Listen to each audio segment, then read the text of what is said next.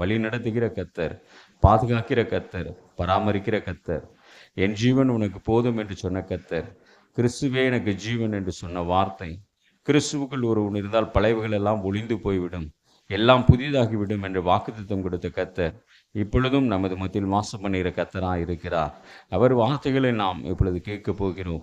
அதிலே வார்த்தை இருந்தது, அந்த வார்த்தை தேவனிடத்தில் இருந்தது, அந்த வார்த்தையே தேவனாய் இருந்தது என்று அருமை யூதன் நமக்காக எழுதி கொடுத்து வைத்தார். அந்த வார்த்தையை இன்று நாம் பார்க்க போகிறோம். அதே அதிகாரத்தில் அந்த வார்த்தை மாம்சமாகி என்று சொல்லப்படுகிறது. பாவம் அறியாத அவர் நமக்காய் பாவமானார். அவருக்கு இயேசு என்று பெயரிடுவாயாக.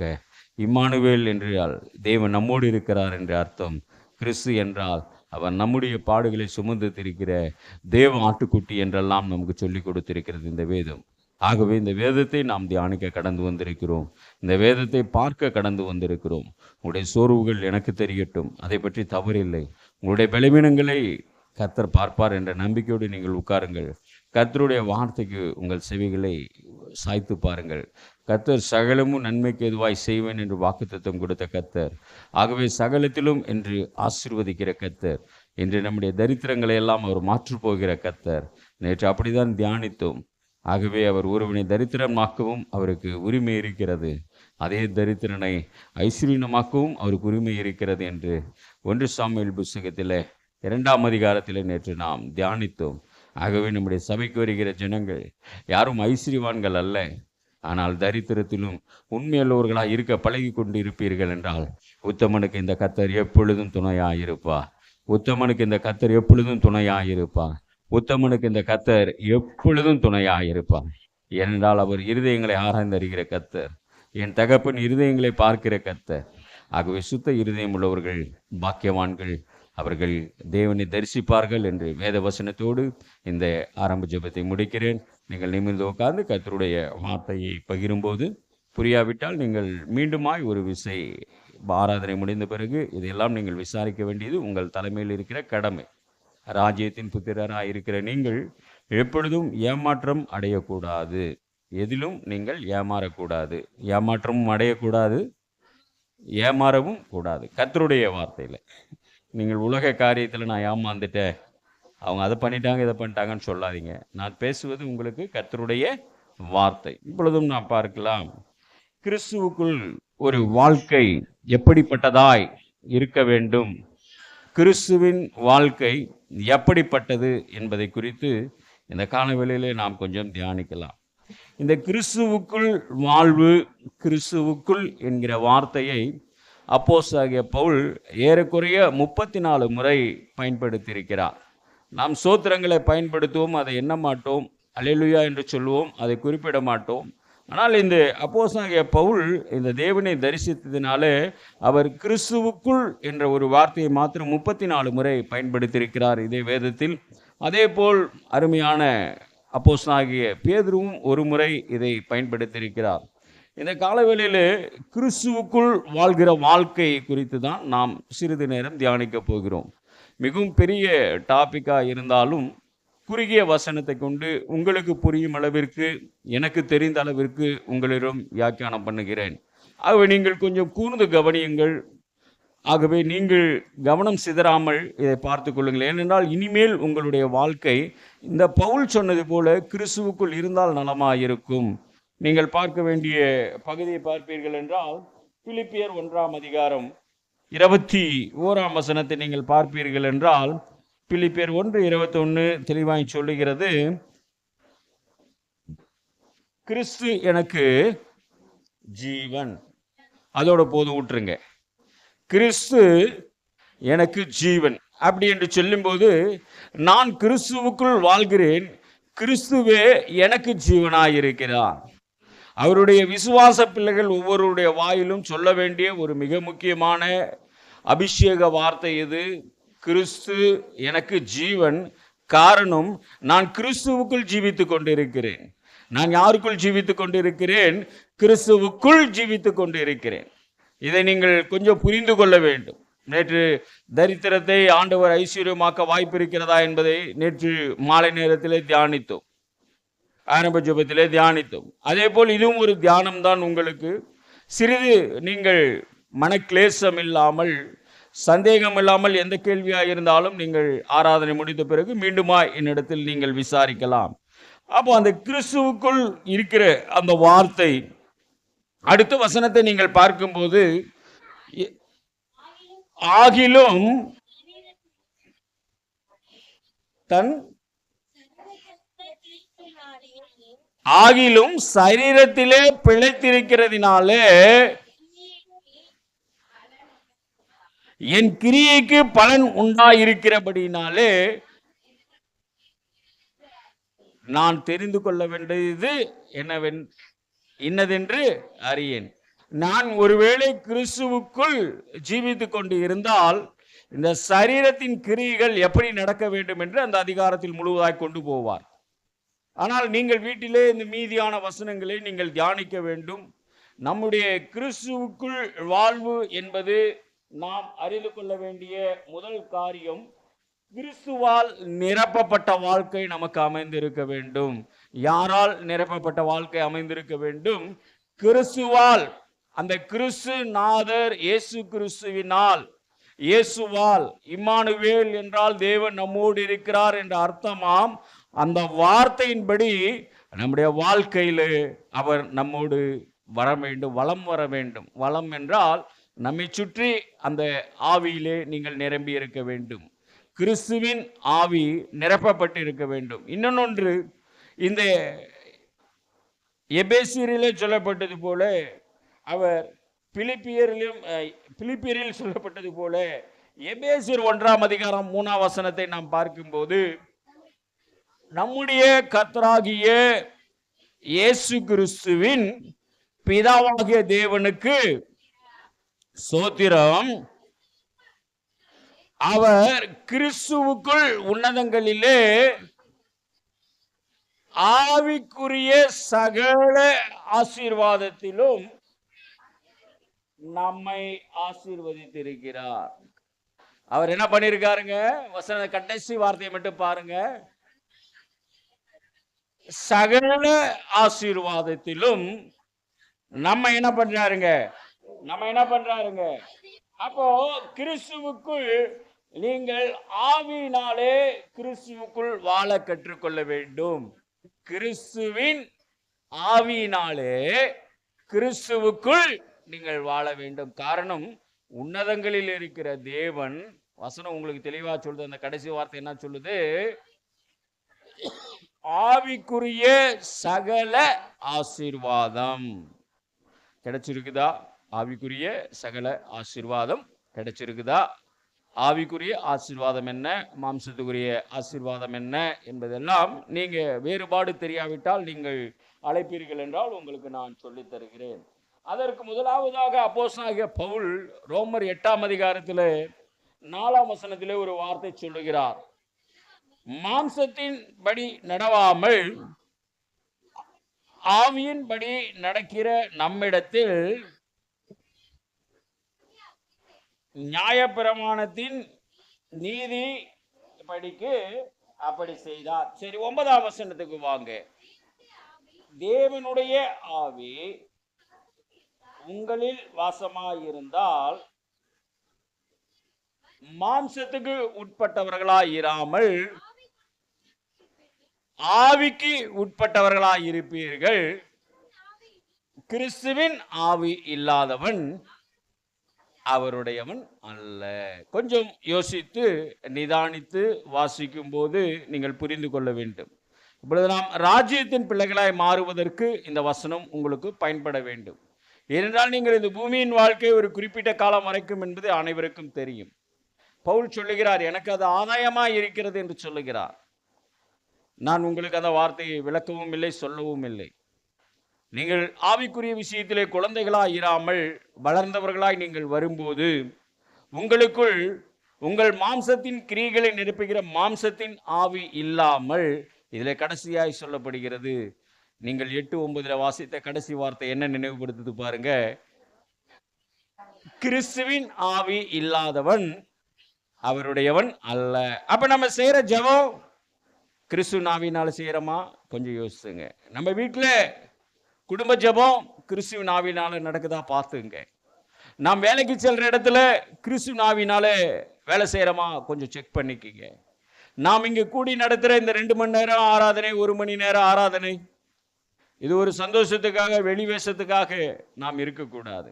ஏனென்றால் வசனம் தெளிவுபடுத்தி விடுகிறது. என்னுடைய ராஜ்யத்துக்குள் வர வேண்டியவன், எனக்குள் வாழ வேண்டியவன், என்னை போலவே இருக்க வேண்டும் என்று இயேசு கிறிஸ்து சொன்னார். அவர் சொல்லவில்லை, அவரை அனுப்பின பிதாவும் அதை தான் அவருக்கு சொல்லிக் கொடுத்தார். ஆகவே அவரால் நடத்தப்படுகிற நீங்கள், அவரால் நடத்தப்படுகிற நான், இந்த வார்த்தையை மறந்து போய்விடக்கூடாது. இந்த வார்த்தை வாழ்க்கைக்கு அவசியமாயிருக்கிறது. இந்த வார்த்தையை கொஞ்சம் யோசித்து பாருங்கள். நீங்கள் செய்கிறது எல்லாம் அவருடைய ஆவியினாலே நிரப்பப்பட்டு ஆராதனைக்கு வரீங்களா? ஆவியினாலே நிரப்பப்பட்டு இந்த ஆராதனை சொல்ற வசனத்தை கீழ்ப்படுகிறோமா? ஆவியினாலே நிரப்பப்பட்டு ஒருவருக்கு ஒருவர் தாழ்மையா இருக்கிறோமா? ஆவியினாலே நிரப்பப்பட்டு ஒருவருக்கு ஒருவர் இரக்கமா இருக்கிறோமா? அதான் இந்த ரோமர் 8ஆம் அதிகாரத்தின் சாராம்சம். இதை குறித்து நான் நிறைய சொல்லிட்டு போலாம். ஆனா நமக்கு நேரங்கள் குறைவாக இருக்கிறதுனால மாம்சத்தின்படி நடவாதபடி நாம் இந்த காரியத்திலே ஜாக்கிரதை உள்ளவர்களாக இருக்க வேண்டும். கர்த்தர் விரும்புகிறார். கர்த்தருடைய ஆவியானவர் தாமே நமக்கு இந்த காலவேளையிலே அவருடைய வார்த்தையின் ஒரு பகுதியாய் சொல்லுகிறார். உன்னுடைய சபை கிறிஸ்துக்குள் வாழ்கிறதா அல்லது நீதான் கிறிஸ்துக்குள் வாழ்கிறாயா? உன்னுடைய வாழ்க்கை தரம் ஏதாவது மாற்றம் இருக்கிறதா? இந்த வருடத்தில் 8 மாதங்கள் கடக்க போகிறது.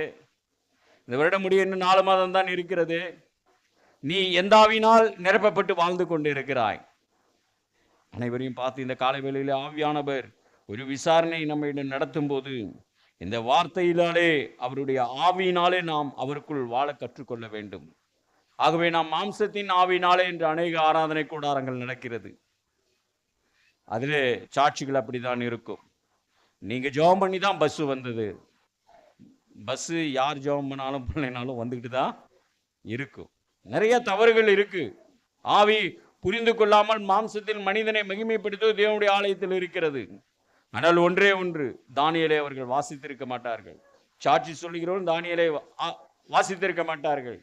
அங்கு பிரசங்கத்தில் நின்று அந்த சாட்சியை கேட்டு மகிழ்கிற மனுஷனும் தானியேலை வாசித்திருக்க மாட்டான். அதிலே அந்த ராஜா ஒரு மிகப்பெரிய பாவம்லாம் செய்யல, சிலை வைத்தார். அது தேவ சமூகத்தில் பாவமாக மாறினது. தானியேல் அவனுக்கு 2 வார்த்தை சொல்லிக் கொடுக்கிறார். ஊழியக்காரர்களும் சரி, விசுவாசிகளும் சரி, அந்த பகுதியை தானியேல் சொல்லக்கூடிய வார்த்தையை நீங்கள் கவனித்து பார்க்க வேண்டும். சரி, நமக்கு அந்த பகுதி இல்லை, ஆகவே நாம் அதற்கு போக வேண்டாம். 2 கொரிந்தியரிலே பார்க்கலாம். 2 கொரிந்தியர் 3ஆம் அதிகாரம் 2ஆம் வசனம் 3ஆம் வசனத்தை நீங்கள் பார்க்கும்போது, எங்கள் இருதயங்களில் எழுதப்பட்டும் சகல மனுஷராலும் அறிந்து வாசிக்கப்பட்டும் எங்கள் நிருபம் நீங்கள் தானே. இப்போ உங்க வீட்டுக்கு நீங்க தான் நிருபம். இது நீங்க நிறைய பேர் மறந்துடுறோம். நான் ஆவி பெற்றுட்டேன், என் குடும்பத்தில் யாரும் ரட்சிக்கப்படலை, சாட்சி வேகமாக வருது. நான் மட்டும்தான் என் குடும்பத்தில் கர்த்தரை அறிஞ்சிருக்கிறேன், யாரும் வரல. இதெல்லாம் கொஞ்சம் குறைச்சிக்கணும். நான் அவர்களுக்காக போராடி ஜெபிக்கிறேன். என் வீட்டில் என்ன ஞானஸ்தானம் எடுக்காதவங்க 4 பேர் இருக்காங்க. அவங்களை கர்த்தர் சீக்கிரமாக தொடணும். எப்படி மாற்றம் வரணும்? அப்போ அந்த மாம்சத்தின் கிரியைகளை நாம் மறந்து ஆவிக்குரிய ஜனிப்பிக்கப்பட்ட ஒரு புது பிறப்பிலே நாம் வரும்போது அந்த வார்த்தைகள் மையினால் அல்ல. வசனம் என்ன சொல்லுது பாருங்க, எங்கள் இருதயங்களில் எழுதப்பட்டும்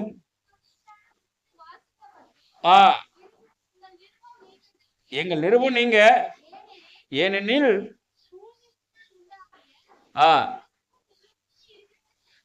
ஆகவே சபைக்கு வருகிற ஒவ்வொரு விசுவாசியும் சரி, அவிவிசுவாசியும் சரி, ஞானஸ்தானம் எடுத்தவர்களும் சரி, எடுக்காதவர்களும் சரி, எல்லாருமே ஊழியக்காரனுடைய பார்வையிலும் சரி, பரிசுத்த ஆவியானுடைய பார்வையிலும் சரி, அவர்கள் கிறிஸ்துவின் நிருபங்களாயிருக்கிறார்கள்.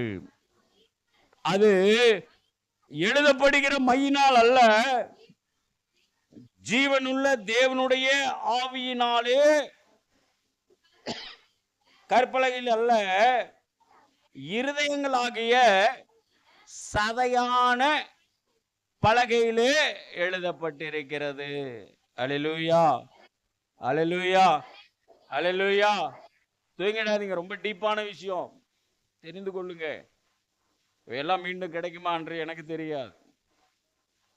இன்று வெளி பூசல் பூசி ஆராதனை நடத்தி முடித்துக் கொண்டு போய் விடுகிறார்கள். அதற்கேற்ற கூலியை பெற்றுக் கொள்கிறார்கள். நான் ஆதாயத்துக்காக உங்கள் முன்னால் நிற்கவில்லை. நீங்கள் எல்லாம் கிறிஸ்துவின் நிருபம் என்று சொல்லி நீங்கள் கர்த்தருடைய வருகையிலே அவரோடு செல்ல வேண்டும் என்ற அவளோடு உங்களுக்கு இந்த வாக்குத்தத்த வார்த்தைகளை விரிவுபடுத்தி கொண்டிருக்கிறேன். ஆகவே இந்த வார்த்தை உங்களுக்கு முதலிலே கசப்பாய் இருக்கலாம், பிற்காலத்தில் இது இனிப்பாய் மாற வாய்ப்பு இருக்கிறது. ஏனென்றால் வேதம் குறைவற்றதும் ஆத்துமாவை உயிர்ப்பிக்கிறதும் பேதைகளை ஞானிகளும் ஆக்குகிறது. ஹல்லேலூயா, கர்த்தருக்கு மகிமை உண்டாதாக. அப்ப இந்த வசனம் சொல்லி தருகிறது, நீங்கள் நடமாடும் நிருபம் உங்கள் இருதயமாகிய சதை. இருங்க, உங்கள் இருதயமாகிய சதையான பலகை. இந்த இடத்துல மாம்சத்தை அவர் யூஸ் பண்ணலீங்க. இன்னைக்கு நம்ம கறி கடைக்கு போனோம்னா கரெக்டா கேட்போம். என்ன கேட்பீங்க? சதை போடுன்னு தான் கேட்போம், கறி போடுன்னு சொல்ல மாட்டோம். நல்லா யோசிச்சுங்க. சதை அப்படியே சாஃப்டா இருக்கும். சதைன்றது எப்படி இருக்கும்? அதுல நடுவில் எலும்பு இருக்காது. உங்களுக்கு தெரியாதெல்லாம் ஒன்றும் இல்லை. கொஞ்சம் நினைவுபடுத்தி பாருங்க. இந்த இடத்துல அவர் மாம்சத்தை யூஸ் பண்ணலை. இருதயமாகிய சதை உங்களுக்கு எப்படி இருக்கிறது? உங்கள் மாம்சம், இருதயம் மாம்சத்தில் இருக்கிறதா, ஆவியில் இருக்கிறதா என்று நீங்கள் இதை பிரித்து பார்க்க வேண்டும். என்றால் கிறிஸ்துக்குள் வாழ்கிற வாழ்க்கையை குறித்து அப்போஸ்தலனாகிய பவுல் 34 முறை எழுதி வைத்திருக்கிறார். நம்ம 30 வசனம் கூட வாசிக்க மாட்டோம். ஒரு 10 வசனத்தை கூட தியானிக்க நமக்கு மனசு கஷ்டமா இருக்கும். இதை ஆயத்தம் பண்ணும்போது வசனத்தை படிக்கிறதுக்கு நமக்கே கஷ்டமா இருக்கு. கேட்குறவங்களுக்கு எவ்வளோ கஷ்டம் இருக்கு. அதெல்லாம் விட்டுடப்பா. நாட்டில் நடக்கிற 2 நடப்பை சொல்லிட்டு எல்லாம் பயந்துக்கிட்டு இருங்க. நாளைக்கு புயல் வரப்போதான், வானிலை சொல்லிடுச்சு, அதுக்காக ஜெபம் பண்ணுங்கன்னு எல்லாம் ஜெபம் பண்ணி ஐயோ கர்த்தர் என் குடும்பத்தை காப்பாற்றிட்டாரா. அது ஓய்வு நாள் ஆராதனை இல்லைங்க, அது மாம்சத்தின் கிரியைகள். ஆனால் இங்கு உங்கள் மாம்சம் மறைக்கப்பட்டு உங்களுடைய இருதயம் என்னவாய் மாற வேண்டும்? பலகையாய் மாற வேண்டும், சதையாய் மாற வேண்டும். அதிலே கர்த்தருடைய வார்த்தை எழுதப்பட வேண்டும். நான் பேசுகிற மையினால் அல்ல, ஜீவனுள்ள தேவனுடைய ஆவியினால் நீங்கள் நிரப்பப்பட வேண்டும். நீங்கள் கிறிஸ்துவுக்குள் வாழ வேண்டும் என்றால் முதலாவது எதனால நீங்க நிரப்பப்படணுங்க? ஆவியினாலே நீங்கள் நிரப்பப்பட வேண்டும். எதனால் நிரப்பப்படணுங்க? ஆவியினால் நிரப்பப்பட வேண்டும். அல்லேலூயா. நாம கொஞ்சம் யோசித்து பார்ப்போம். நாம் எந்த ஆவியில இங்க உட்கார்ந்து இருக்கிறோம்? நான் எந்த ஆவியில பிரசங்கம் பண்றேன்? நீங்க எந்த ஆவியில கேட்கிறீங்க? இது நமக்கு ஒரு சின்ன தற்பரிசோதனை தான் இது. அப்ப இந்த ஆவியினாலே நாம் நிரம்பினால்தான், இந்த ஆவியின் அச்சாரம் நமக்குள் கிரியை செய்தால்தான் சரியாய் நமக்கு வெளிப்பாடுகள் கிடைக்கும். என்ன கிடைக்குங்க? வெளிப்பாடுகள். நீங்க பகல்லையே கண்களை மூடி ஆராதனை இருந்தீங்கன்னா, இந்த ஆராதனை கூடத்துக்கு விரோதமா எது நடந்தாலும் கர்த்தர் உங்களுக்கு இருளில் அல்ல வெளிச்சத்திலேயே வெளிப்படுத்துவார். இருளில் அல்ல வெளிச்சத்திலே வெளிப்படுத்துகிற தேவனாய் இருக்கிறார். என் தேவன் இருளுக்குரியவர் அல்ல, வெளிச்சத்தை உண்டாக்கி அது நல்லது என்று நமக்கு கொடுத்தார். கொஞ்சம் கூட சோர்ந்து உட்கார்ந்துட்டு இருக்கிறீங்க, ஒரு அல்லேலூயா சொல்லுங்க. உங்க வாழ்க்கையில இருள் இல்லாமல்லாம் இல்லை. எனக்கு பின்னாடி நிறைய இருள் இருக்கு. இன்னும் 10 நாள்ல தலையை வெடிச்சு போற அளவுக்கு எனக்கு இருக்கு பிரச்சனை. ஆனா அதை நான் பின்னாடி தள்ளிட்டு முன்னாடி கர்த்தரை கொண்டு வரேன். அதுபோல உட்காந்துருக்க உங்களுக்கு 1008 பிரச்சனை இருக்கும். ஆனா நீங்க இங்க சோர்வா இருப்பீர்கள் என்றால், அந்த வெளியே இருக்கிற மதில் உங்கள் மேல் ஏறிவிட்டால் அந்த சுமையை உங்களால் சுமக்க முடியாது. ஆகவே கர்த்தர் சுமரும் பாரம் உங்களுக்கு லகுவாய் இருக்கும் என்று இயேசு கிறிஸ்து சொன்னார். என் நுகத்தடியை நீங்கள் சுமந்து பாருங்கள், அது உங்களுக்கு லகுவாய் இருக்கும் என்று சொன்னார். அப்போ உங்களுக்குள் வாழ்வு, கிறிஸ்துவுக்குள் வாழ்விலே முதல் பகுதி, நீங்கள் ஆவியானவரால் நிரப்பப்பட்டிருந்தீர்கள் என்றால் இந்த வேத வசனம் உங்களுக்கு உயிரை கொடுக்கும். உயிர் கொடுக்கும் என்றால் உங்களை அவருக்குள் வழி நடத்தும். இரண்டாவதாக நீங்கள் பார்க்க வேண்டிய காரியம், இந்த கிறிஸ்துவுக்குள் நீங்கள் இருக்கும்போது உங்களுடைய வாழ்க்கை சிலுவையின் அடையாளமாக இருக்க வேண்டும். சிலுவையை நீங்கள் அடையாளப்படுத்தி வாழ வேண்டும், அல்லது வாழ கற்றுக்கொள்ள வேண்டும். அல்லேலூயா, அல்லேலூயா, அல்லேலூயா. 7 பாயிண்ட் தான். 7 பாயிண்ட் ஒரு 5 நிமிஷம் தான் எடுக்க போறோம். அந்த ஒரு 7 பாயிண்ட்ல ஒரு பாயிண்ட் சொல்லும்போது நீங்க ஒருமனப்பட்டு இந்த அல்லேலூயா வார்த்தையை சொல்வீர்கள் என்றால் அது கொஞ்சம் உங்களுக்கு ஒரு உற்சாகத்தை கொடுக்கும், மற்றபடி ஒன்றும் இல்லை. ஆகவே இதை குறித்து வசனம் நமக்கு, அதை நீங்கள் வாசித்த 2 கொரிந்தியர் 3ஆம் அதிகாரத்திலே 17ஆம் வசனத்தை பார்ப்பீர்கள் என்றால், கர்த்தரே ஆவியானவர், கர்த்தருடைய ஆவி எங்கேயோ அங்கே விடுதலை உண்டு. நீங்க 14ஆம் வசனம், 5ஆம் வசனம், 16ஆம் வசனம், 18ஆம் வசனம் வரைக்கும் வாசிடுங்க. அப்பதான் இதெல்லாம் உங்க வீட்டில் வாசிடுங்க. இப்ப நமக்கு தேவையான ஒரு வார்த்தை, நீங்கள் சிலுவையின் அடையாளமாய் வாழ வேண்டும் என்றால் முதலாவது கர்த்தருக்குள் கிறிஸ்துவுக்குள் நீங்கள் ஆவியினாலே நிரப்பப்பட்ட பிறகு அதே ஆவியினாலே நீங்கள் விடுவிக்கப்பட்டிருக்க வேண்டும், விடுதலை அடைந்திருக்க வேண்டும். எத்தனை பேர் விடுதலை பெற்றிருக்கீங்களோ கரங்களை தட்டி சும்மா ஒரு தேவன் நாம மகிமைக்காய் விடுதலை பெறனாலும் தட்டிடாதீங்க, பிரயாசப்படுங்க, விடுதலை பெற்றுங்க. விடுதலை பெற்றுக்கொள்ள வேண்டியது நமக்கு அவசியம். விடுதலை பெறாமல் நாம் மாம்சத்தில் ஆராதனை நடத்தலாம், தப்பு. காலங்காலமாக நடத்தலாம், காலங்காலமாக கூட்டம் வந்து சேரும், காலங்காலமாக நம்ம எல்லாமே பண்ணலாம். ஆனால் வசனம் நமக்கு இப்படி தெளிவை கொடுக்கிறது. இந்த வசனத்தின் தெளிவிலே நாம் வாழ பழகி கொள்ள வேண்டும். ஆகவே இந்த 17ஆம் வசனத்தில் சொல்லுகிறது, அவருடைய ஆவியினாலே நாம் எண்ணத்தை பெற்றிருக்க வேண்டுங்க. அந்த சிலுவை நிழலில் நீங்கள் விடுதலை பெற்றிருக்க வேண்டும். சிலுவையில் உங்கள் காரியங்களை நீங்கள் அடிக்கப்பட வேண்டும். ஆகவே இதெல்லாம் விளக்கம் உங்களுக்கு அதிகம் தேவை இருக்காது. யாக்கோபு நிருபத்தில் நீங்கள் பார்ப்பீர்கள் என்றால் 1ஆம் அதிகாரம் 26ஆம் வசனத்தை நீங்கள் பார்க்கும்போது, யாக்கோபு 1:26 என்ன சொல்லுது பாருங்க. உங்களில் ஒருவன்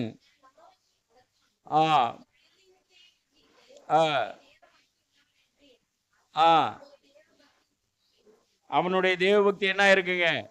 அப்ப இந்த சுயதீன பிரமாணத்தையும் சிலுவையில் நீங்கள் அரைக்க கற்றுக்கொள்ள வேண்டும். சிலுவையில் அறைய கற்றுக்கொள்ள வேண்டும்.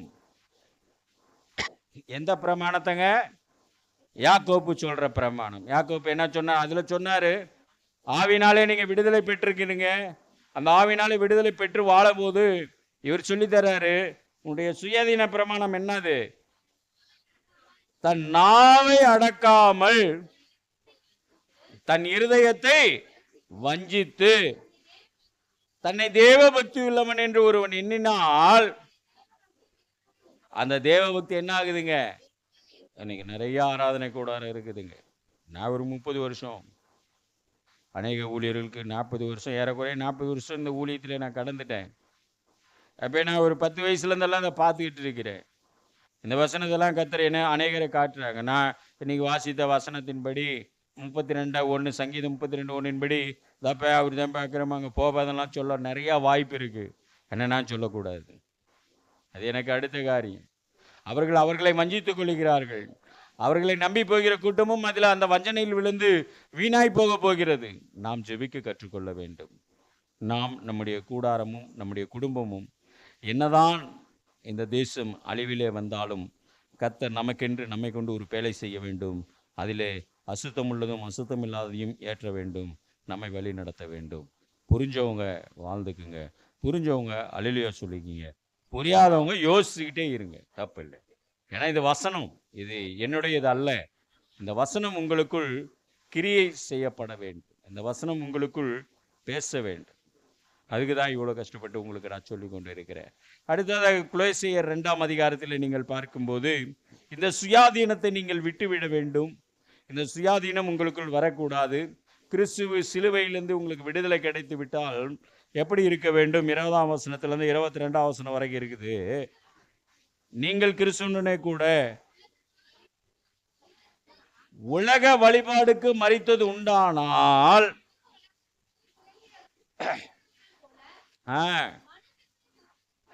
மனுஷருடைய கற்பனையின்படியும் போதனையின்படியும் நடந்து தொடாதே, ருசி பாராதே, தீண்டாதே,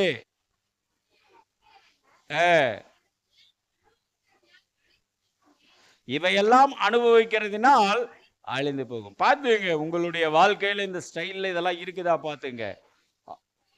இப்படிப்பட்ட போதனைகள் சுய இஷ்டமான ஆராதனையும் மாயமான தாழ்மையும் சரீர ஒடுக்கத்தை பற்றியோ ஞானம் என்கிற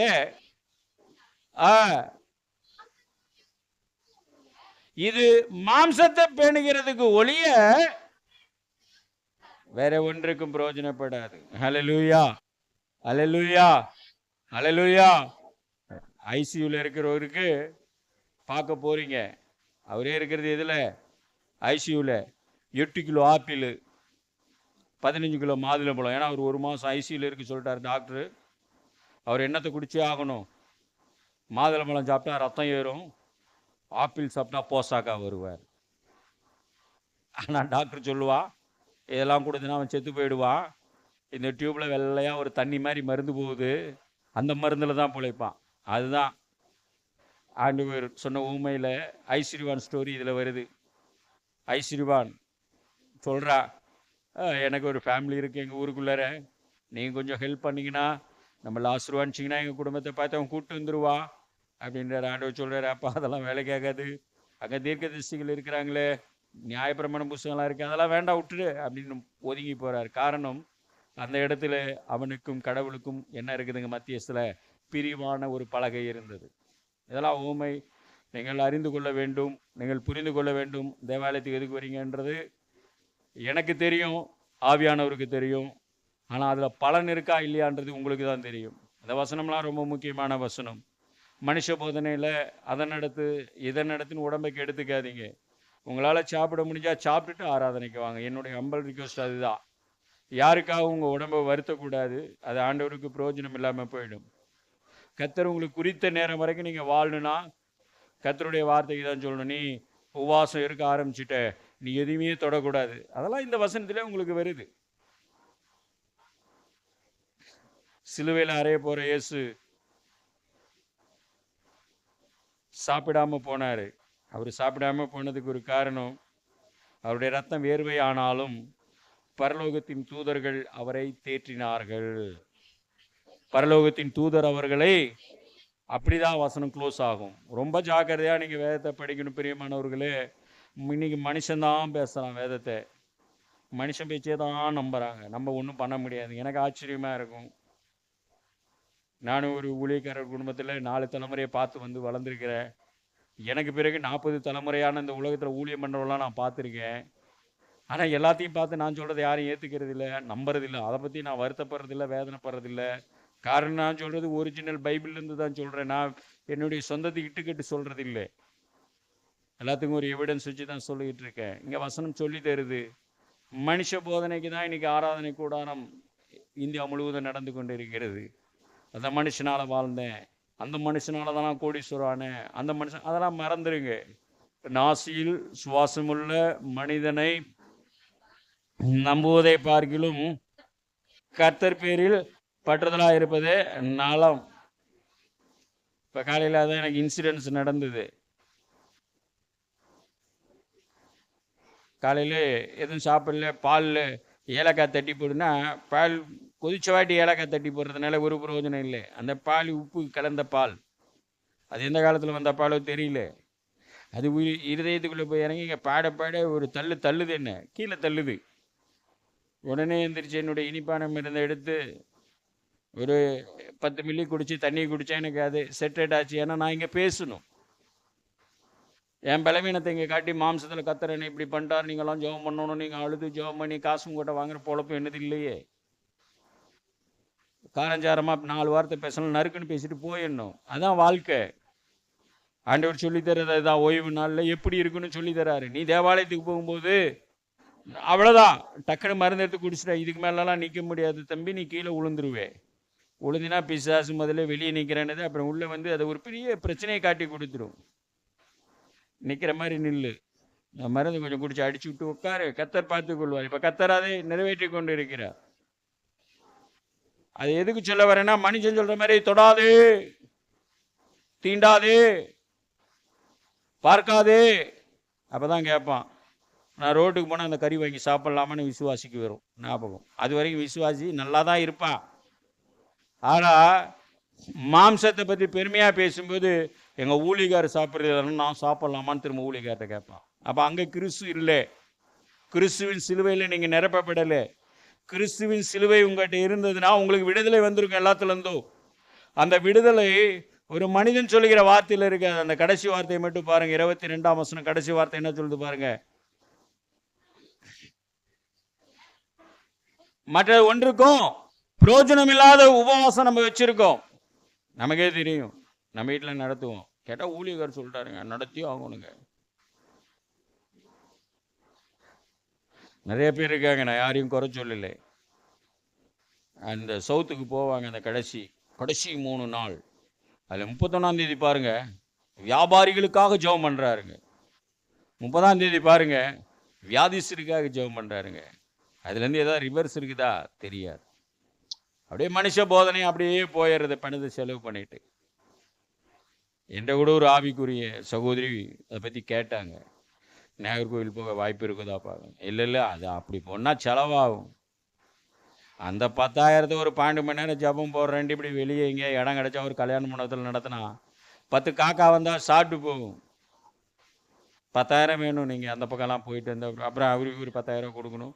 அவர் உங்கள் கையை பார்க்கணுமா காலை பார்க்கணுமா, தொடுறதுக்கெல்லாம் தனித்தனி ரேட்டு இருக்குது. இதெல்லாம் எதுக்கு சொல்ல வரேன்னா, உபதேசத்தில் யாரும் நிலைக்கிறீங்க, ஊர் வாயில் நிலைச்சி நிற்கிறோம். அதெல்லாம் பயன்படுத்தாதீங்க. இந்த வசனம் உங்களுக்கு தெளிவாய் சொல்லுகிறது. நீங்கள் சத்தியத்தின்படி விடுதலை பெற்றுவிட்டால், கர்த்தரால் நீங்கள் நிரப்பப்பட்டீர்களால் சிலுவையின்படி விடுதலை பெறுவீர்கள். எதில் விடுதலை பெறுவீர்கள்? முதல்ல மனுஷ போதனையிலிருந்து நீங்கள் தப்பிக்கப்படுவீங்க. அந்த பிரமாணத்திலிருந்து உங்களுடைய வாய் நாக்கு காப்பாற்றப்படும். நான் சோகரத்தை சொல்ல, வாங்க நீங்கள் ஒரு 5,000 போடுங்க, நான் ஒரு 5,000. நம்மளோட கார் இருக்கு பார்த்துட்டீங்களா, எவ்வளோ பெரிய கார் வச்சு 8 பேர் போகலாம், வாங்க போகலாம். நான் ஒரு 5,000 போட, நீங்கள் ஒரு 5,000 கொடுங்க, வாங்க. என்ன பெரிய நாகர்கோவில், என்ன பெரிய பாஸ்ட், நான் சொல்லவே இல்லையே. எனக்கு தெரியும் என்ன நடக்குது. நம்ம எதுக்கு இப்போ கர்த்தர் டெய்லி கொடுக்குறாரு. 12 வேடையாக தின்று தர மாதிரி தான் ஆண்டவர் ஜெபம் பண்ணி சொல்லி கொடுத்தார். அடுத்தவன் எப்படி சாப்பாடுக்கிறானோ, என்ன சம்பாதிக்கிறானோ அது நமக்கு தேவையில்லை. உங்களுடைய வாழ்க்கையில் கிறிஸ்து இருக்கிறாரா? நீங்கள் கிறிஸ்துவோடு போக வேண்டும். கிறிஸ்து வரும் நாளிலே அவர் கரமசைத்து அன்பாய் அதில் நிற்கணும். நான் அதுக்காக உங்களுக்கு சொல்லி கொடுக்குறேன். இதெல்லாம் கொஞ்சம் யோசித்து மனதார காரியத்தை பார்த்து கொள்ளுங்க. அடுத்தது நீங்கள் 2 கொரிந்தியர் 5ஆம் அதிகாரத்தில் நீங்கள் பார்க்கும்போது 15ஆம் வசனம் ஒன்று சொல்லி கொடுக்கிறது பாருங்க. 2 கொரிந்தியர் 5:15 சொல்லி தருது. 2 கொரிந்தியர் 5:17 அதில் 15ஆம் வசனத்தை பார்த்தீங்கன்னா, பிழைத்திருக்கிறவர்கள் தங்களுக்கென்று பிழைத்திராமல் நமக்காய் மரித்து எழுந்தவருக்கென்று பிழைத்திருங்கள். கரங்களை தட்டிங்க. நீங்க பிழைக்கிறது பார்த்துட்டீங்களா? கொலோசியர் வசனத்துக்கு இந்த வசனத்துக்கு எவ்வளவு வித்தியாசம் இருக்குது பாருங்க. பிரியமானவர்களே, எனக்கு நேரம் குறைவா இருக்கிறதுனால நான் சீக்கிரம் முடிக்க பார்க்கிறேன். எல்லாம் வீட்டில் நீங்க உட்காந்து கர்த்தர் உங்ககிட்ட பேசினா இதை குறித்து என்கிட்ட நீங்க வியாக்கியானம் பண்ணலாம், தப்பு இல்லையே. அந்த வியாக்கியானம் ஆரோக்கியமா இருக்கணும். அந்த வியாக்கியானத்தில் நான் உங்களுக்கு சரியாய் தெளிவுபடுத்தி உங்களுக்கு சொல்ல வேண்டும். ஆகவே வசனத்தை விட்டு விடாதிருங்கள். கட்டிலே விளக்கு, வேதமே வெளிச்சம் போதும். அப்போ அந்த வசனம் நமக்கு இப்போ வாசித்த கொரிந்திலே 17ஆம் வசனம் என்ன சொன்னது பாருங்க. அவன் எப்படிப்பட்டவனாய் இருக்கிறான்? புது சிருஷ்டியாய் இருக்கிறான். சிலுவையின் மூலம் நீங்கள் விடுதலை பெற்று விட்டீர்கள் என்றால் நீங்கள் எப்படிப்பட்டவர்களா இருப்பீங்க? நீங்கள் எப்படிப்பட்டவர்களா இருப்பீங்க? அவ்வளவுதாங்க. இங்க இருக்கிற பழையவெல்லாம் என்ன உங்களுக்குள்ள ஒளிந்து போய் என்னங்க. அப்ப அந்த பிரமாண கோட்பாடை தேவன் தம்முடைய சிலுவையிலே அடித்து எடுத்து போட்டார். அந்த சிலுவையின் ரகசியம், அந்த சிலுவையின் ரகசியத்தினால் நீங்கள் சிலுவையை அறிந்து கொண்டு அந்த சிலுவையினால் நீங்கள் நிரப்பப்பட்டீர்கள் என்றால், அந்த கிறிஸ்துவின் ஆவி உங்களுக்குள் கிரியை செய்ய ஆரம்பித்து விட்டால், உங்களுடைய வீட்டிலே நீங்கள் ஊழியக்காரராக இருப்பீர்கள். உங்கள் வீட்டிலே நீங்கள் எப்படி இருப்பீர்கள்? உங்கள் பிள்ளைகளுக்கும் உங்களுடைய பிள்ளைகளின் பிள்ளைகளுக்கும் நீங்கள் உபதேசியாக இருப்பீர்கள். உங்களுக்கும் உங்கள் குடும்பத்தாருக்கும் நீங்கள் ஒரு அப்போஸ்தலனாய் காணப்படுவீர்கள். அல்லது உங்களுக்கும் உங்கள் குடும்பத்தாருக்கும் நீங்கள் தீர்க்கதரிசியாய் காணப்படுவீர்கள். இது சொன்னாதான் எல்லாரும் கை தட்டுவீங்க. கை தட்டுவீங்க. நீங்கள் உங்கள் குடும்பத்துக்கு தீர்க்கதரிசி. எனக்கு தெரியும், அவன் மார்க்கே எடுக்க மாட்டான், நீ சொல்லி கொடுக்க மாட்ட, ஆனால் நீ தீர்க்கதரிசி ஆயிட்டல்ல, என்னால் என்ன சொல்லுவ? அவன் மார்க்கே எடுக்க மாட்டான், என் பேரை நல்லா சொல்லுவான். தாத்தா சூப்பராக நான் பரிச்சை எழுதினேன் தாத்தா, ஆனால் எவனோ ஒருத்தன் என்ன கெட்ட மார்க் போடுறான் தாத்தா. தாத்தா நேற்று சூப்பராக நான் பரிச்சைலாம் சூப்பராக எழுதிட்டேன், இன்றைக்கெல்லாம் யாரும் என்ன அடிக்கல தாத்தா. எப்பட்றா? ஆனால் யாரோ ஒருத்தன் உள்ளே புந்து கெட்ட மார்க்காக போடுறாங்க தாத்தா, அது யார் போடுறாங்கன்னு தெரியல தாத்தா. அதை கண்டுபிடிச்சு சொல்லு தாத்தா, வந்து அவங்கள மிதிக்கிறேன், உள்ளே வச்சிடலாண்டா, ஜெயிலில் வச்சிடலாண்டா. ஆமாம் தாத்தா, அது வைக்கணும், நான் தான் ஃபஸ்ட்டு மார்க் வரேன். ஆனால் ஒருத்தன் உள்ளே பூந்து என்னத்தை போடுறா? கெட்ட மார்க்காக போடுறேன். அப்போ அந்த குடும்பத்தில் தாய் தகப்பன் தீர்க்கதரிசியாக மாறிக்கிறாங்க. எல்லாருக்கும் தீர்க்கதரிசி ஆக வேண்டும். கர்த்தர் உங்கள் கையில் 5 ஊழியத்தை கொடுத்திருக்கிறார். அந்த 5 ஊழியத்தில் நீங்கள் யாராவது மாற வேண்டும் என்றால் இந்த சிலுவை பற்றிய உபதேசம் உங்களுக்கு கெட்டு போகக்கூடாது. இந்த சிலுவை பற்றிய உபதேசம் உங்களுக்கு தேவ பலனாக இருக்க வேண்டும். இவரை நீங்கள் அறிந்து கொள்ள வேண்டும். நீங்கள் கழுவப்பட்டு இருக்கிறீர்கள் என்று சொல்லுகிறோம், நீதிமானாக்கப்பட்டு இருக்கிறோம் என்று சொல்லுகிறோம். இன்னும் அதற்குரிய காரியம் நம்மிடத்தில் இருக்கிறதா என்று நாம் பார்த்து கொள்ள வேண்டும். அடுத்தது நாம் பார்க்கும்போது எபேசியர் 1ஆம் அதிகாரம் 7ஆம் வசனத்தை நீங்கள் பார்ப்பீர்கள் என்றால், அவருடைய கிருபையின் ஐஸ்வர்யத்தின்படியே இவருடைய இரத்தத்தினால் நமக்கு என்ன உண்டாயிருக்குதுங்க? பாவ மன்னிப்பு உண்டாயிருக்கிறது. இவராலே நமக்குள் உண்டாயிருக்கிறது. கரங்களை தட்டிங்க. யாரால பாவ மன்னிப்பு உண்டாயிருக்கு? கிறிஸ்துவால தான் உண்டாயிருக்கு. ஆனால் நம்ம சொல்லும் போது வேற வேற யார் மனுஷன்லாம் சொல்லிவிடுவோம். தப்பு. கொஞ்சம் நம்முடைய நாவுகளை பாதுகாத்து கொள்ள வேண்டும். நம்முடைய இருதய சதையாகிய பலகையில் கர்த்தருடைய வசனம் எழுத வேண்டும். அந்த இருதய பலகையில கர்த்தருடைய வார்த்தை வைத்து நீங்கள் பேசி பழகி கொள்ள வேண்டும். மனுஷ போதனையான காரியங்களை நீங்கள் அதிகமாய் விரும்பக்கூடாது. அவர்கள் வேத பாதகர் என்று உங்களுக்கு கொலோசியர் 2ஆம் அதிகாரம் 20லிருந்து 24 வரை சொல்லி தருகிறது. இந்த எபேசியர் 1:9 நீங்கள் பார்ப்பீர்கள் என்றால் என்ன சொல்லுகிறது பாருங்கள். பரலோகத்திலும் எபேசியர் 1ஆம் அதிகாரம் 7ஆம் வசனம் வாசிங்க. இப்போ 9ஆம் வசனத்தை பாருங்க.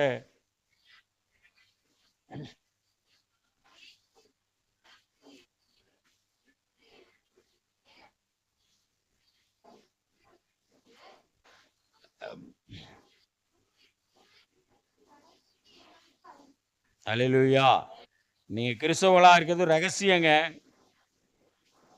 கிறிஸ்துவின் ரகசியம் அத்தனையும் உங்க வீட்டுக்குள்ள புதஞ்சிருக்கு. நாளைக்கு உங்க வீட்டுக்குள்ள தீர்க்கதரிசி எழும்பலாம், வாய்ப்பு இருக்கு.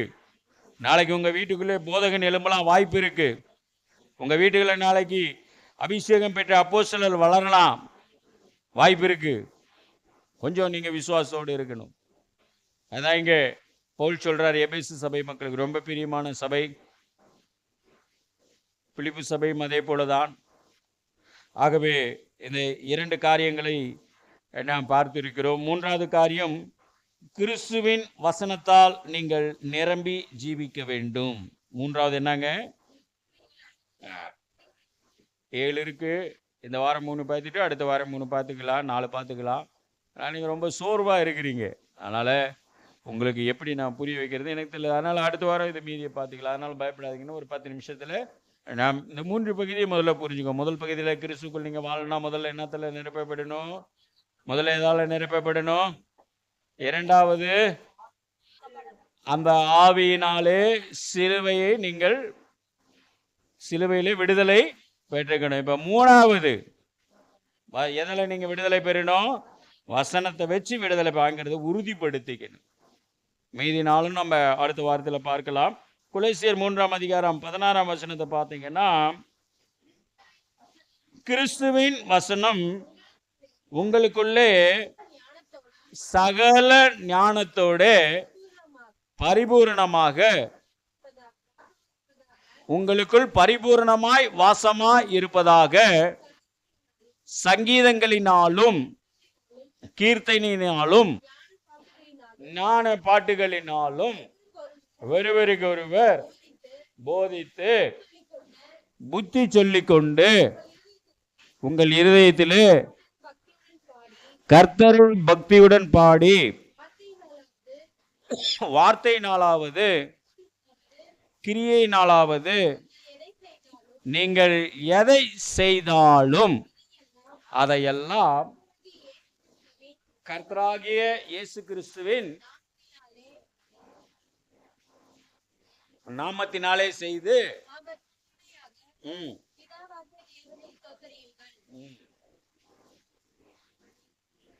வேண்டாம். கர்த்தருடைய வசனம் நமக்குள் கிரியை செய்யப்படும் போது நீங்கள் இத்தனை காரியத்தை நிறைவேற்றி முடிக்கும் போது என்ன சொல்றாரு பாருங்க,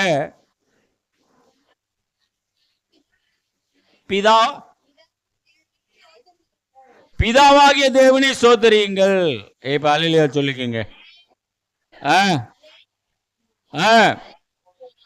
இப்ப பிதாவை நீங்கள் மகிமைப்படுத்த நான் உங்களுக்கு சொன்னேன். நம்ம வந்தோம்னா மனுஷனை தான் மகிமைப்படுத்துறோம். அந்த பழக்கத்தெல்லாம் விட்டுருங்க. உங்களுக்கு ராஜ்யத்தின் புத்திரராய் நீங்கள் மாற வேண்டும் என்றால், கிறிஸ்து எனக்கு ஜீவன் என்ற வார்த்தை உங்களுக்குள் காணப்படுகிறது என்றால், கிறிஸ்து உங்கள் வீட்டின் தலைவராய் இருக்கிறார் என்ற நம்பிக்கை உங்களுக்கு வந்துவிட்டால், உங்கள் வீட்டிலே சிலுவை பற்றிய உபதேசம் உங்களுக்கும் உங்கள் குடும்பத்தாருக்கும் தெரிந்திருக்க வேண்டும். நீங்கள் கிறிஸ்துவின் ஆவியினாலே வாழ கற்றுக்கொள்ள வேண்டும். கிறிஸ்துவின் ஆவி இல்லாதவன் அவருடையவன் அல்ல. மூன்றாவது, நீங்கள் எதை செய்தாலும் அதை வசனத்தின்படி நீங்கள் கொண்டு வர வேண்டும். அது என்ன இருக்குதோ, உங்க காணிக்கையோ வசனத்தின்படி உள்ள போங்க. உங்களுடைய உபவாச ஜபமா வசனத்தின்படி உள்ள போங்க.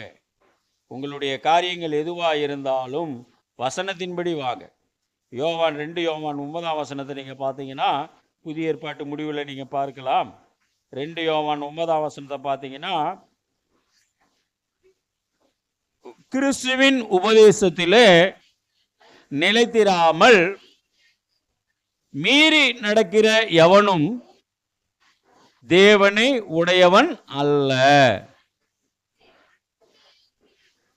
கிறிஸ்துவின் உபதேசத்தில் நிலைத்திருக்கிறவன் எவனோ பிதாவையும் குமாரனையும் உடையவனாயிருக்கிறான். பிரியமானவர்களே, அது அருமையான ஆவிக்குரிய வார்த்தை.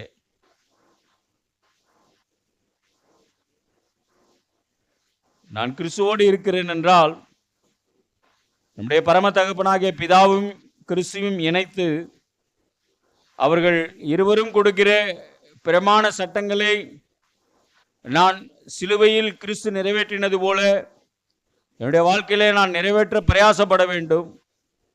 இது பிரயாசப்படாத குடும்பத்துக்கு இந்த சத்தியம் செல்லாது. பாதாளத்துக்கு போகிற குடும்பங்களுக்கு இது ஒன்றுக்கும் உதவாது. பரலோக ராஜ்யத்துக்கு போகிற குடும்பத்துக்கு இது தேவைப்படும். ஒருவேளை எனக்கே தேவைப்படலாம் இந்த சத்தியம். எப்படி இப்படி ஆணித்தரமாய் சொல்லுகிறேன்? நாங்களாம் போக மாட்டோமா? கண்டிப்பாக போகணும், ஆசைப்படுறேன். இந்த வசனங்கள் உங்களுக்குள் கிரியை செய்தால் நீங்கள் கொஞ்சம் யோசித்து இதை தியானித்து இதை நீங்கள் சரிவர அறிந்து கொள்ளாவிட்டால் விடியற்காலத்து வெளிச்சம் இல்லாமல் இருக்கலாம். உங்களுக்குள் வெளிச்சம் இருக்கிறது என்று நீங்கள் சொல்லலாம், எனக்குள் வெளிச்சம் இருக்கிறது என்று சொல்லலாம். ஆனால் நாட்கள் வித்தியாசம் இருக்கிறது. உங்களுக்குள் இருக்கும் வெளிச்சத்துக்கும் எனக்குள் இருக்கும் வெளிச்சத்துக்கும் தேவனுடைய நாட்கள் எவ்வளோ நாள் ஒத்து வரும் என்று நமக்கு தெரியாது. ஆகவே அவர் சமீபமாய் இருக்கையில் அவரோடு நீங்கள் சேர்ந்து கொள்ள வேண்டும். ஆகவே கிறிஸ்துவின் உபதேச வசனம் உங்களோடு இருக்க வேண்டும். நம்முடைய ஆண்டவராய் இயேசு கிறிஸ்து சொன்னார், மத்தேயு 7ஆம் சுவிசேஷ புத்தகத்தில் அவர் அற்புதங்களை, நமக்கு அநேக அற்புதங்கள் அதில் இருக்கிறது. மத்தேயு, மார்க்கு, லூக்கா, யோவானில் அற்புதங்கள் இருக்கிறது. ஆனால் அந்த அற்புதங்களை வழி நடத்துகிற தேவன் இந்த வசனத்தின் காரியத்தை தெள்ள தெளிவாய் நமக்கு மத்தேயு 7ஆம் அதிகாரம் 24ஆம் வசனம், ஆகையால் நான் சொல்லிய இந்த வார்த்தையை கேட்டு இவைகளின்படி செய்கிறவன் எவனோ அவன் கன்மலையின் மேல் தன் வீட்டை கட்டின அவன் எதற்கு ஒப்பாயிருக்க போகிறான்? புத்தியுள்ள மனுஷனுக்கு ஒப்பாடுவேன். பார்த்துங்க, நீங்க புத்தியுள்ள ஆராதனையில் கலந்துருக்கிறீங்களா? புத்தி இல்லாத ஆராதனையில் இருக்கீங்களா? மனுஷனுடைய வார்த்தைக்கு, மனுஷ காரியங்களுக்கு மனுஷனை பெருமைப்படுத்தி மனிதனுக்காக வாழ்ந்துட்டு வந்துட்டு இருக்கிறீங்களா? இல்லை தேவனை அறிந்து கொண்டு கிறிஸ்துவுக்குள் என் ஜீவன் இருக்கிறது, நான் கிறிஸ்துவுக்கால் ஆவியிலே நிரப்பப்பட போகிறேன், கிறிஸ்துவின் சிலுவையினாலே நான் விடுதலை பெற்று இருக்கிறேன், அந்த சிலுவின் அங்கடையாளங்கள் என்னுடைய இருதயத்தில் இருக்கிறபடினாலே என் நாவை நான் எல்லா விஷயத்துக்கும் அடக்கிறேன். ஆகவே ருசி, ஆசை, அது பண்ணாத இது பண்ணாத என்று கொலோசியர் 3ஆம் அதிகாரத்தில் சொல்லப்படுகிறதெல்லாம் மனுஷனுடைய கற்பனையாக இருக்கிறது. அவையெல்லாம் நான் கடந்து விட்டு கர்த்தருடைய வார்த்தைக்காய் வருகிறேன். கர்த்தருடைய வசனம் அந்த வசனத்தை கேட்டு நடக்கிறவனோ கண்மலையாகிய கிறிஸ்துவின் மேல் தன் வீட்டை கட்டி வைத்திருக்கிறான். கரங்களை தட்டிங்க. உங்க வீடு கண்மலையாகிய தேவனுடைய மேல கட்டப்பட்டு இருந்தா உங்க வீட்டுக்கு சகலத்தையும் அவரே செய்து கொடுப்பார், சகலத்தையும் மீட்டு கொடுப்பார், சகலத்தையும் ஆசீர்வதிப்பார். இதை நீங்க விசுவாசிக்கணும். ஏனென்றால் நீங்கள் கட்டப்படுகிற வீடு கண்மலையின் மேல் கட்டப்பட்ட வீடா இருக்குது. சும்மா மண்மேட்டில் நீங்க கட்டிட்டு இந்த கத்தரை எனக்கு எதுவும் செய்யலை, இந்த கத்தரை நான் பார்க்கல, அந்த மனுஷன் சொல்லி நான் இந்த ஊருக்கு போனேன், இந்த மனுஷன் சொல்லி நான் 8 மணி நேரம் உபவாசம் இருந்தேன், அந்த மனுஷன் சொல்லி நான் அந்த மனுஷனோட உபவாசம் இருக்கிறதே பெரிய விஷயம், அந்த மனுஷன்ட்ட பேசுறதே பெரிய விஷயம், ஆகவே 25,000 ரூபா கொடுத்து அந்த மனுஷனை வர வச்சு நான் உபவாசம் பண்ணேன். அதெல்லாம் அங்கே பரலோகத்தில் வாய்ப்பு இல்லைங்க. நீங்கள் வேதத்தை முழுசாக படிச்சிங்கன்னா இதெல்லாம் நீங்களே பேசிக்குவீங்க, உங்கள் மனசு அது பேசும். நம்ம யாரையும் குற்றப்படுத்தி பிரசங்கம் பண்ணி பொழப்பில்லை, ஜாக்கிரதையாக இருங்கன்னு தான் சொல்லி தரும். நம்முடைய ஆராதனைக்கு வருகிற ஒவ்வொருவரும் கிறிஸ்துவுக்குள் கட்டப்பட வேண்டும், கிறிஸ்துவின் ஆவினாலே நிரப்பப்பட வேண்டும், சிலுவையினாலே சகல விடுதலையும் நீங்கள் பெற்றிருக்க வேண்டும், கிறிஸ்துவ போல உயிர்த்தல உங்களுக்குள் ஒரு பலன் இருக்க வேண்டும். அதற்கு இந்த வசனம் உங்களுக்கு மிகவும் அவசியமாயிருக்கிறது. நீங்கள் கண்மலையின் மேல் கட்டப்பட்ட குடும்பமாக இருந்தால் கர்த்தர் எப்பொழுதும் உங்களுக்காய் பிரார்த்தனை பண்ணுகிறவராக கூட இருப்பார். வசனம் நிறையா நமக்கு சொல்லுது. யோவான் 14ஆம் அதிகாரம் 10ஆம் வசனத்தை, 17ஆம் அதிகாரம் 8ஆம் வசனம், 14:10 நீங்கள் பார்த்தீங்கன்னா, நான் உங்களுக்கு சொல்லுகிற வார்த்தை நான் சொல்லுகிற வார்த்தை என்னிலும் என் பிதாவிலும்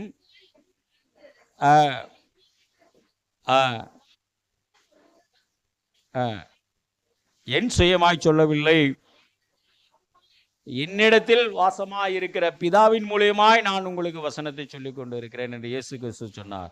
என்று நான் சொல்லுவதெல்லாம் பரிசுத்த ஆவியான துணை கொண்டு உங்களுக்கு வசனங்களை போதித்துக் கொண்டு இருக்கிறோம். அல்லேலூயா, அல்லேலூயா, அல்லேலூயா. இல்லையா? நீங்க பரிசுத்த ஆவியினால் நிரப்பப்பட்டு உட்காந்து கேட்டுட்டு இருக்கீங்க. அல்லேலூயா. ஒன்று இப்படி சொல்லி பழகிக்கிங்க, இல்லைன்னா இப்படிக்காது வாங்க. ரெண்டுக்குமே சம்மந்தம் இல்லாமல் யார்ட்டையோ பேசிட்டு இருக்கப்பா, சீக்கிரம் பேசி முடிப்பா, ரொம்ப தலைவலிக்குது, சும்மா வந்தோம் பார்க்கறதுக்கு, பார்த்தா ஏதோ ஒரு 4 வார்த்தை நல்லதை சொல்லிவிட்டு சடுக்குன்னு முடிச்சுட்டு போகிறத விட்டுவிட்டு அப்படிலாம் இருக்காதீங்க. ராஜ்யத்தின் புத்திரர்னா இதெல்லாம் இருக்கணுங்க. அவர் சொல்லிட்டார், தெளிவாக சொல்லிட்டார். எப்பா நிறைய பிரச்சனைகள் இந்த வசனத்தில் இருக்குது, நம்ம அதுக்குள்ளே போகல. பிதாவாகி தேவன் மட்டும்தான் இருக்கிறாரு, இயேசு கிறிஸ்து தனி தெய்வம், பரிசுத்தாவின தனி தெய்வம்லாம் இந்த உலகம் போயிட்டுருக்கு. நம்ம அதெல்லாம் இல்லை. திருத்துவத்தின் தேவன்படி, நம்முடைய கட்டளையின்படி, தேவ ஆவியானவர் கொடுக்குற வசனத்தின்படி நாம் இருக்கணும். 17ஆம் அதிகாரம் 8ஆம் வசனத்தை பார்த்தீங்கன்னா, நீர் எனக்கு தந்த வார்த்தைகளை அவைகளை ஏற்றுக்கொண்டு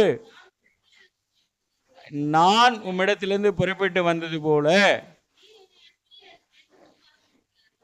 அப்ப விசுவாசம் இயேசு கிறிஸ்துவின் மேலேயும் வேணும், அவருடைய பிதாவாகிய தேவன் மேலும் உங்களுக்கு இருக்க வேண்டும். அவர் கொடுத்த ஆவியானவர் மூலியமாக கொடுக்குற இந்த வேத வசனத்தின் மேலும் இருக்கணும். இப்படியே நிறையா வசனத்தை நான் உங்களுக்கு சொல்லி கொண்டு போகலாம். ஆனால் இதில் அவர் சொல்லுகிற காரியமெல்லாம் ஆவியானவரை வைத்து அவர் நமக்கு வெளிப்படுத்த விசேஷத்தை முடிப்பார். 2ஆம் அதிகாரம் 3ஆம் அதிகாரத்தெல்லாம் நீங்கள் பார்த்தீங்கன்னா, சபைக்கு ஆவியானவர் சொல்லுகிறார், காதுள்ளவன் கேட்கணும். அவ்வளோ, அதுதான் சொல்கிறேன், நான் முடிக்க வந்துட்டேன். அப்போ முதலாவது தேவனுடைய வசனம் உங்களுக்கு தெளிவாக இருக்க வேண்டும், அது பிதாவின் வார்த்தை என்று நீங்கள் நம்ப வேண்டும். அடுத்தது அது குமாரனின் வார்த்தை என்று நீங்கள் விசுவாசிக்க வேண்டும். 4வது அது ஆவியானவருடைய வார்த்தை என்ற கோட்பாட்டிலே நீங்கள் இந்த காரியத்தை செய்ய வேண்டும். அப்போ இந்த வசனம் உங்கள்கிட்ட என்னப்பா வேலை செய்தா, வேலை செய்யலையா? பழைய ஏற்பாட்டில் ஒரு வசனத்தை வச்சு பார்த்து முடிச்சுக்கலாம், புதிய ஏற்பாட்டில் ஒரு வசனத்தை வச்சு முடிச்சுக்கலாம். நெகேமியா 9ஆம் அதிகாரம் 3ஆம் வசனத்தை நீங்கள் பார்ப்பீங்கன்னா, இந்த வசனங்கள் எப்படி பழைய ஏற்பாட்டில் நிறைவேறி இருக்குது பாருங்க. தேவனுடைய வசனம் பிதாவாகிய தேவன் சொல்லி கொடுத்திருக்கிறார், குமாரனாகிய இயேசு கிறிஸ்துவை பார்த்திருக்கிறார். நெகேமியா 9:3 பாருங்க, அவர்கள் எழுந்திருந்து ஒரு ஜாமம் மட்டும்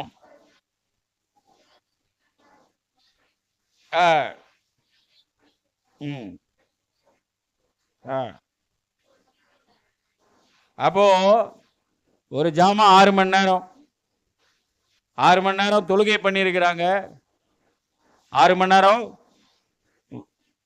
புஸ்தகத்தை, வசனத்தை, பிரசங்கத்தை கேட்குறாங்க, பாவரிக்கை செய்கிறாங்க. நம்ம தொழுகை மட்டும்தான் இந்த ஆராதனை கூடத்தில் நடத்தணும். 7 மணி நேரம் எதை நடத்துனாங்க?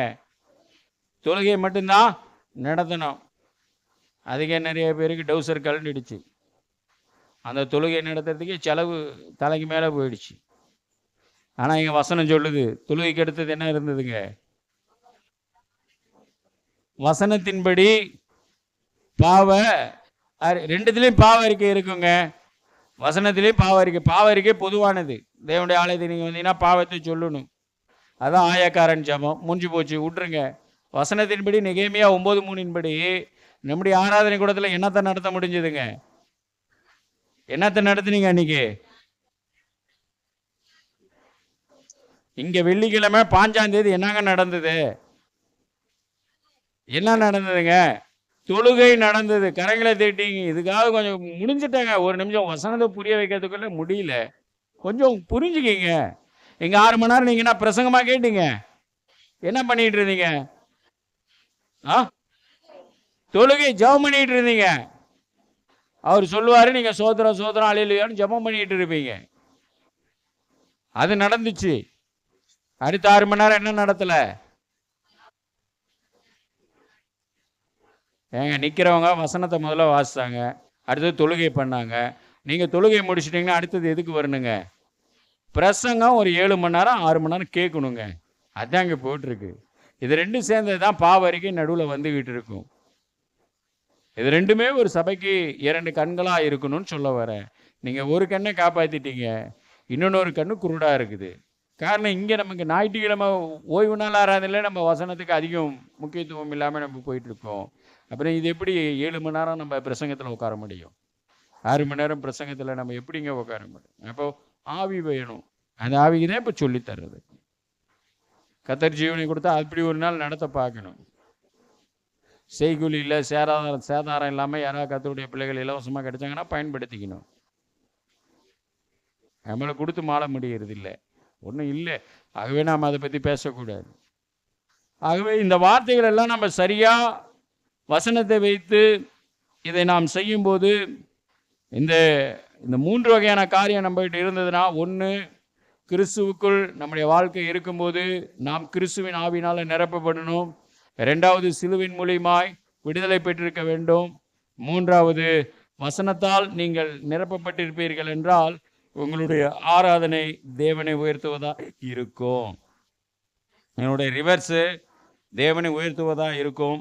2வது, தேவ மக்களை தட்டி எழுப்ப ஒரு கூட்டமாக இருக்கும். தேவ மக்களை என்ன பண்ணுறதா இருக்குங்க?